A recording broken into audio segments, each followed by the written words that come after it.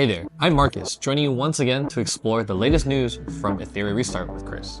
Hey guys, it's me, Chris, again, here for the third episode of Hyper Talk. Can you believe it's already been a month since ETHERIA launched? Marcus, want to share some of the incredible milestones we've hit? Absolutely. We've officially crossed 1.5 million downloads worldwide. Our Discord community has grown over 100,000 members who share strategies and stories daily. And the YouTube content from both players and creators has been amazing. We want to thank you for the incredible support. But honestly, these achievements are all because of you guys. ETHERIA shines because of your support. Speaking of appreciation, we've got some in-game goodies for you guys. Use the code ETHERIA30D for some in-game rewards. Alright, let's jump into today's questions. First up, how often will Blessings Galore events last? Will there be daily attempt limits? So we launched one of these events about 2 weeks ago, and we loved seeing everyone's enthusiasm. Your feedback has been invaluable to us. Going forward, we'll announce these events 5 days in advance on our official platforms and in-game notifications. And the good news is that there's no attempt limit. So make sure to look out for these notifications and manage your stability wisely until then. Next question, are there description errors with the Revelation Halloween shells? And is it normal that they let Freya deal explosive damage? We did have some incorrect buff descriptions that have been fixed in recent updates, but as for Freya's design, this is in line with the game. You need to max her attack and crit, and then pair her with Revelation to pull it off. Sure, it looks pretty powerful, but there are matrices in the game that can work with counter strategy. We'd love to see players work together to come up with these strategies. Everyone's also curious about balance updates. Will you establish regular schedule updates for these? And since D-Ting is incredibly strong right now, is he going to get nerfed? Balance is crucial for our game, so we don't make these changes lightly. Previously, we've only fixed bugs so far that impacted the game progression. Our plan is to handle balance in between RTA seasons, so as for D-Ting, I can guarantee he'll stay powerful the entire season. He's not getting nerfed. He's never been nerfed since launch and won't be touched throughout this whole season. Another question, we're constantly swapping equipment during character development. In ETHERIA and United Front, does the game save whatever equipment you have on for these formations or not? That's a great question. For ETHERIA, equipment updates in real time based on what you have on the characters currently. You'll need to manage these resources carefully to make sure that your defensive teams are running defensive gear, and etc. Early on, you might find yourself constantly borrowing modules between characters and shifting around, but as you progress, this will get a little bit easier and you'll have a greater equipment collection. United Front works a little bit differently though. It only saves the equipment from your last deployed formation. Any changes made afterward won't affect this formation. If you need to update your equipment during the layout period, make sure to re-enter your formation and confirm the layout before the phase ends. A question about unions. What happens when a union president goes inactive, but all the other members are still active? Let me explain how union leadership works. After creating a union, the president can't be changed for the first week. After that, they can voluntarily transfer leadership to other members. If a president stays offline for more than 30 days and there's a vice president that has been active within the last 24 hours, they can start an impeachment against the president. So leadership will then go to the most active VP with the highest contribution score. About banner schedules. Holden and Hoyan's banner has been updated pretty quickly, but Yelly took 2 weeks. What's the plan going forward? So in ETHERIA's early days, we didn't have as much Animus for diverse strategies. So in this phase, we kept banners coming a little bit more frequently. Now that we've built up the roster, we're stabilizing at 1 new banner every 3 weeks. Plus, each update brings more than just new banners, so expect new events and gameplay as well. Since we're on the topic of banners, can you tease any upcoming Animus? I was hoping you'd ask. I came prepared today. But before we dive into the details, let's take a quick look at this beautiful animated showcase. Let's watch it together.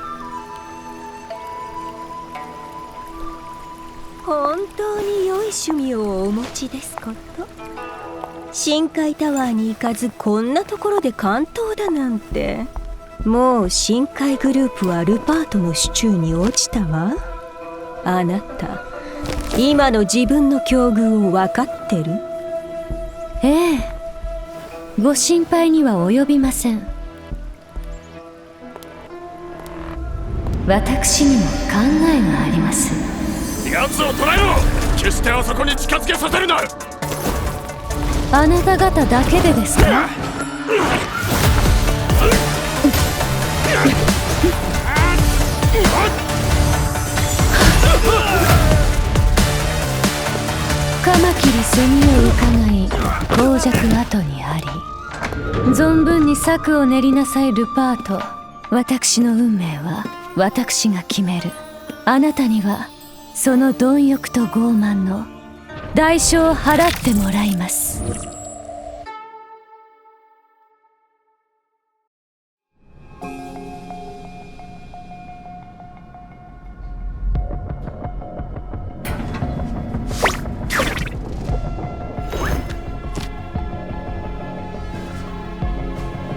やっとおいでになられたのですね、裁判官先生。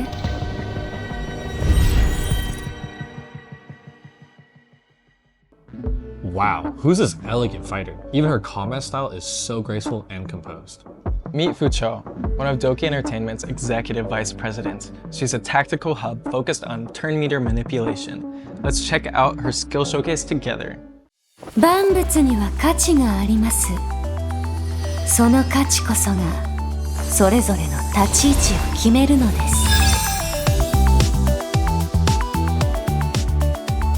す。探り合いはよしましょう。あなたが出す手札次第で契約の内容は決めさせていただきます。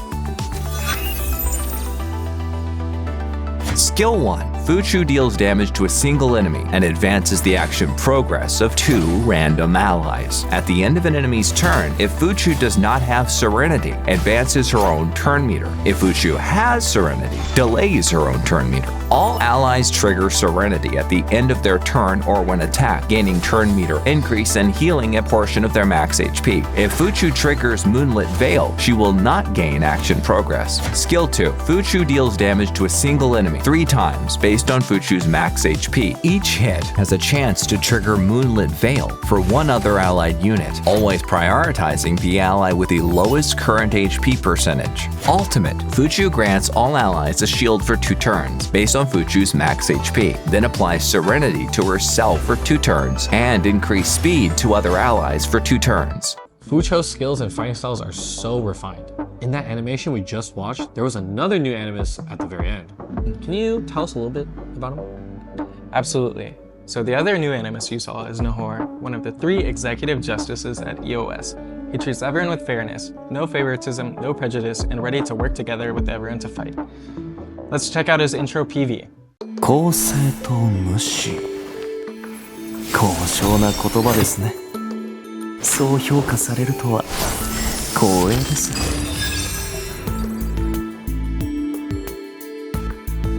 固定観念にとらわれずに私を見てくれて感謝します。私たちは良い関係を築けそうですね。Skill 1. Nahor inflicts damage on a single enemy with a chance to apply lower defense for 2 turns. Skill 2. Nahor deals damage to a single enemy with a chance to dispel all buffs and apply block for 2 turns. Ultimate skill. Nahor deals AoE damage to all enemies with a chance to apply lower defense for 2 turns and freeze for 1 turn. Nahor's second skill completely strips an enemy's buffs while preventing them from receiving new ones through the block effect. This significantly reduces team pressure in challenging content, whether facing powerful bosses in PvE or during extended PvP matches. Nahor can become a decisive tactical advantage for your team. Wow, these 2 new Animuses will join the game on July 10th. Also, remember at the end of the last Hyper Talk when we teased some new gameplay? Chris, do you have any more updates on this? Yes, I do. So since ETHERIA's official launch, we've added tons of new content as seen through Guild vs Guild with United Front, boss challenges such as Cage Rumble, and various event modes. Today, I'm excited to introduce a brand new PvE mode called Dreamscape. In this game mode, hyperlinkers can use dream keys to challenge mazes scattered throughout the dreamscape. These mazes contain portals leading to different areas which each will have unique gameplay waiting to be discovered. You'll need to explore carefully and make strategic decisions as you go. In the mazes, you'll also encounter a massive boss known as the Dreamweaver. It has 3 different elemental forms, and you can switch between them daily for a different type of challenge. The more damage you deal, the better your rewards. Finally, Chris, any updates on the official ETHERIA Esports events? Absolutely. Starting late July, we're launching the first ever exclusive EWS tournament. We'll have amazing rewards, exciting guests, legendary players, and the top 8 competitors all participating together. On top of that, players can earn exclusive tournament cosmetics like avatar frames, nameplates, card borders, and more. Don't miss out. So EWS has way more than just competitions. There's so much more content. Everyone make sure not to miss out. Well, that wraps up this episode of Hyper Talk. Don't forget to use code ETHERIA30D for in-game rewards. That's all for today. See you next time. Looking forward to seeing everyone again. Bye guys.